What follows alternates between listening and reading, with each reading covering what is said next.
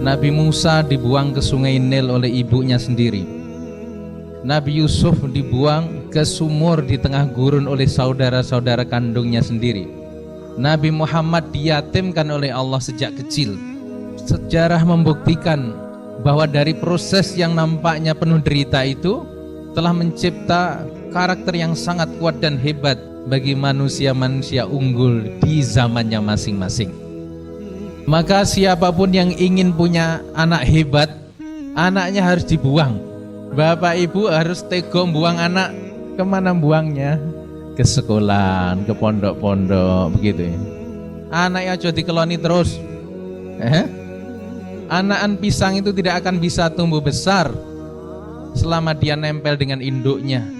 Agar dia jadi besar, pilihannya satu dari dua. Yang pertama, nunggu induknya mati, atau dia dipotong, dipisahkan di tempat yang lain, maka dia akan tumbuh besar. Itulah kisah Nabi Musa.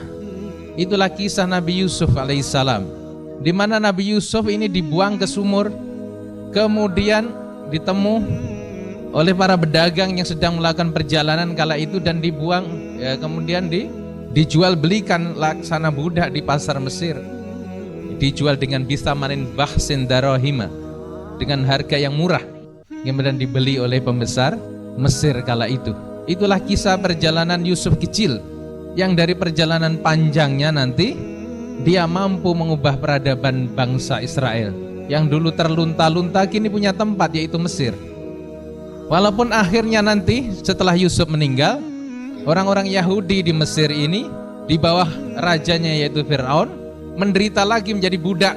Berbagai macam upaya dilakukan untuk membebaskan Bani Israel dari penderitaan itu, namun tidak bisa, sampai Allah datangkan yaitu Musa dari bangsa Israel juga, yang mana kisah waktu kecilnya juga dibuang ke sungai Nil kala itu.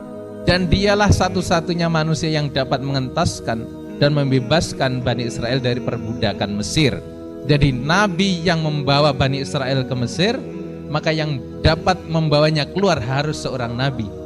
Yang membawa masuk adalah Nabi Yusuf, dan yang membawa keluarnya adalah Nabi Musa alaihissalam. Tapi kisah dua nabi ini tragis waktu kecilnya, akan tapi mereka menjadi orang-orang hebat. Nah bapak ibu lentuy anak dibuang, ya, harus berani membuang anak. Kemana buangnya? Ke sekolahan, ke pondok-pondok, begitu ya. Bukan berarti lembaga pendidikan atau pesantren itu tempat pembuangan anak. Ini hanya istilah kita saja, bahwasanya harus ada tega sedikit, karena tidak ada istilah anak mau ngapalin Quran, mau sekolah itu nggak kerasan, nggak ada. Yang nggak kerasan tuh ibunya, gitu bang. Kita di pesantren biasa begitu, anaknya sudah kerasan, ibunya yang nggak tega.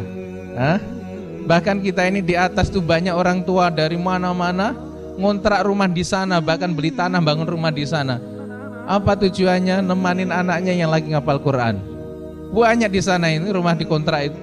Kenapa? Karena orang tuanya ingin mendekat kepada anaknya. Jenis ora tega ki sapa ta jen. Hingga kalau kita menginginkan anak kita menjadi orang yang hebat, lebih hebat dari kita, harus ada keberanian untuk pisah dengan mereka.